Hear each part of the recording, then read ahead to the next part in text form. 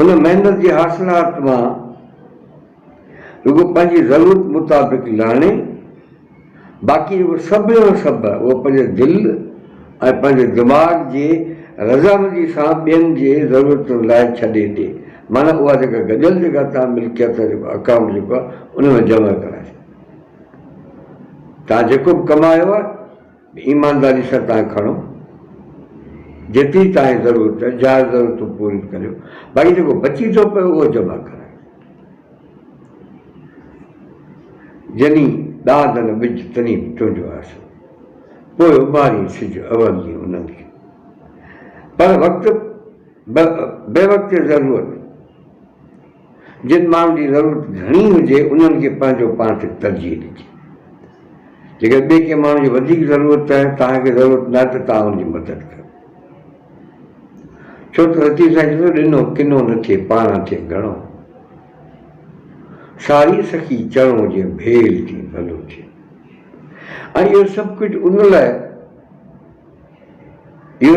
उन लाइ करे जो इहा संदन ईमान ऐं नज़रे जी तक़ाज़ा आहे, ॿियो को बि शर्त कोन्हे। इहो उन्हनि जो मक़सदु आहे, इहो ईमान आहे उन्हनि जो प्रोग्राम में शामिल आहे, जंहिं लाइ हू न कंहिंजी तारीफ़ जी तक़ाज़ा रखे थो ऐं नई मोट जे बदिले में जो उमेदवार आहे मूंखे उनजो एतिरो उजूरो या को बदिलो मिले। ऐं ईअं सॼी उमिरि कंदो हलियो वञे। इहो न आरजी थो जावी जीअरी विरची न वेठी वञी मूं पेठी सिकंदे खे सॼण। नंढड़ियूं ॻाल्हियूं 5-7 ॻाल्हियूं आहिनि, इन्हनि ते माण्हू खे अमल करिणो। अमल करण खां पोइ जेके नतीजा निकिरंदा पोइ ख़बर पवंदी आहे जेका ख़ुदा जी जेका दावा आहे, क़ुर जी जेका दावा आहे, मक़सदु आहे, सही आहे या ग़लति। छो अमल ई हिकिड़ी अहिड़ी कसवटी आहे जंहिंमें तव्हां नज़रे खे परखे सघो था। अवल आख़िर आहे हलण मुंहिंजो होत, अवल आख़िर आहे हलण मुंहिंजो होतरे पोरियो संदो पोर ते वाली की विञा आहे, सो मूं थोरो लाइ जी जीअरे ॾिसां जत की। थॉमस कार्लाइल तमामु वॾो नाले वारो फिलासफर राइटर थी गुज़रियो आहे यूरोप जो। उहो चवंदो ज़िंदगी जो मक़सदु न रुॻो इहो ॾिसिजे, ज़िंदगी जो मक़सदु न रुॻो इहो ॾिसिजे त दूर दुफ़क़ में छा थो नज़र अचे, पर जेकी अॻियां